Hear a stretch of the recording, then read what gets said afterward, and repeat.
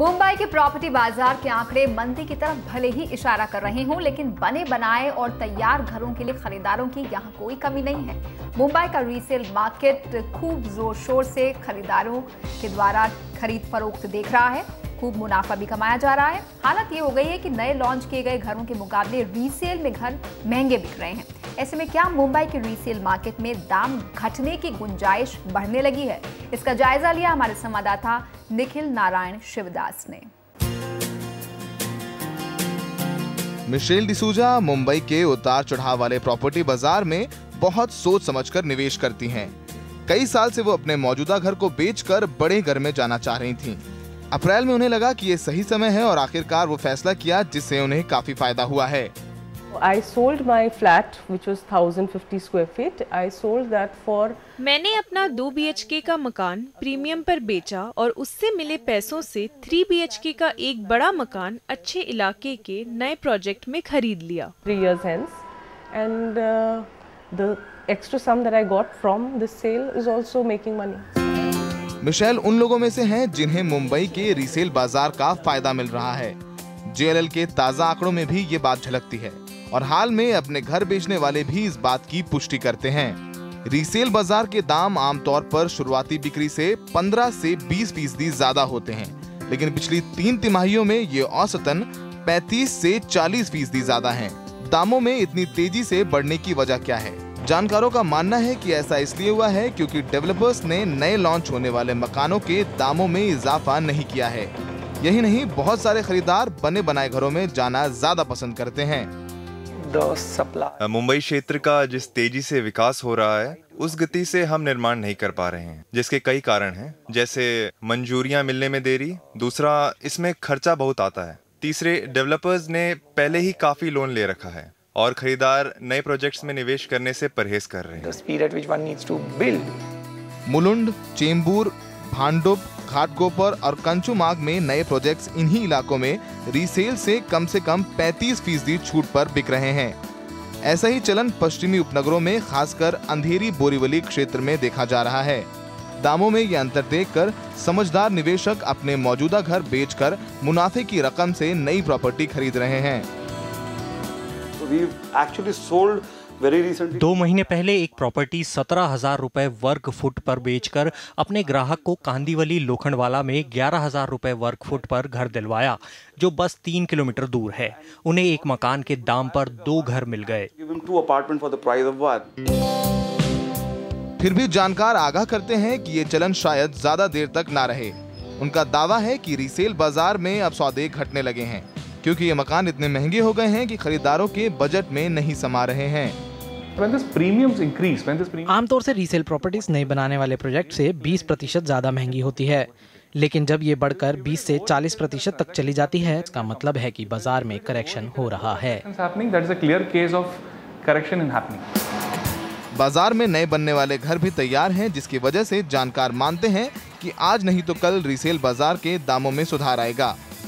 Primary और secondary market कभी एक जैसे नहीं होंगे, लेकिन 40 से 50% अंतर कम होना शुरू हो गया है। ये अभी और घटकर 20 से 30% तक आ जाएगा। एक इलाके में एक ही जैसी प्रॉपर्टी के लिए 20% ज्यादा दाम देना ना समझी है। यानी अगर आपको अपनी पुरानी प्रॉपर्टी पर मुनाफा कमाना है तो उसे बेचकर नई प्रॉपर्टी खरीदने का इससे अच्छा मौका नहीं मिलेगा। मुंबई से निखिल शिवदास, NDTV। तो इस पूरे मुद्दे पर ज़्यादा चर्चा करने के लिए हमारे साथ स्टूडियो में मौजूद हैं बॉम्बे से ओम आहूजा, CEO हैं रेजिडेंशियल सर्विसेज JLL इंडिया के, और परेश कारिया जो कि डायरेक्टर हैं इजी टू ओन स्टेट के। आप दोनों का स्वागत है। ओम, सबसे पहले आपसे जानना चाहूँगी कि ये थोड़ा सा कुछ अटपटा सा लगता है कि पुराने मकान जो हैं, जो पहले के बने हुए हैं, पुरानी इमारत है, पुरानी कंस्ट्रक्शन है, वो ज़्यादा महंगे बिकें और जो नई कंस्ट्रक्शन आ रही है लोग उसके लिए पैसा देने को तैयार नहीं है। तो इसके पीछे वजह क्या है? इसमें 2 तरीके से आप इसको एनालाइज कर सकते हैं। एक जो है, आप देखेंगे कि जो एग्जिस्टिंग प्रीमियम होता है, जो हमेशा जो एग्जिस्टिंग मकान होता है वो अंडर कंस्ट्रक्शन मकान से 10 से 20% प्रीमियम पे हमेशा बिकता है। इट्स बीन हिस्टोरिक, ऐसा नहीं है कि आज हो रहा है, पहले से होता है कि लोग बोलते हैं कि मैं जो बनेगा, मैं मेरे को मिलेगा, उससे अच्छा मैं जो अभी खरीद रहा हूँ, मैं I can go and stay there, या तो मैं रेंट पे दे सकता हूँ या तो मैं लीज पे दे सकता हूँ, मुझे रिटर्न आएगी। तो 15-20% premium is a normal phenomena across India. अगर आप आज एनालाइज करेंगे जो न्यू लॉन्चेस हुए हैं पिछले 3 से 4-6 महीनों में, जो न्यू लॉन्चेस हुए हैं करीब करीब वो प्राइस से आप देखेंगे, प्राइस ट्रेंड देखेंगे 35 से 40% के आसपास डिस्काउंट पे हुए हैं टू अ रीसेल मार्केट।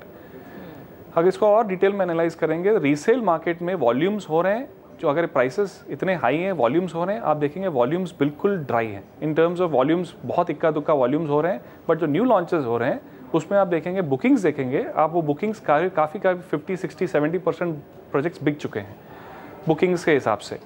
अगर ये देखेंगे जो ट्रेंड देखेंगे आप, any rally without any volume is very difficult to sustain in terms of price points.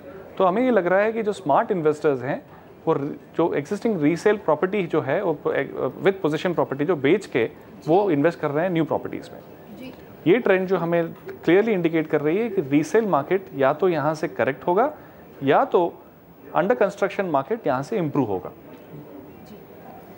Paresh, यहाँ पर क्या इसकी एक वजह ये भी है कि जो अनसोल्ड इन्वेंट्री मुंबई के प्रॉपर्टी बाजार में बीते साल काफ़ी बढ़ी है, उसके मद्देनज़र यहाँ एक प्राइस वॉर शुरू हो गई है प्राइमरी मार्केट में, न्यू लॉन्चेस के बाजार में, जिसकी वजह से ये जो प्राइस डिफरेंस रीसेल में और प्राइमरी मार्केट में है ज़्यादा बढ़ गया है।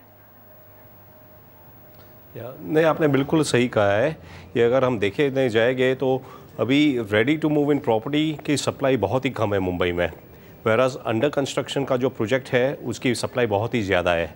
इसकी वजह से जो प्राइजेस अंडर कंस्ट्रक्शन प्रॉपर्टी और न्यू लॉन्च के है, बिकॉज ऑफ द कंपटीशन, वो काफ़ी कम रेट पे है कंपेयर टू कंप्लीटेड प्रॉपर्टी में।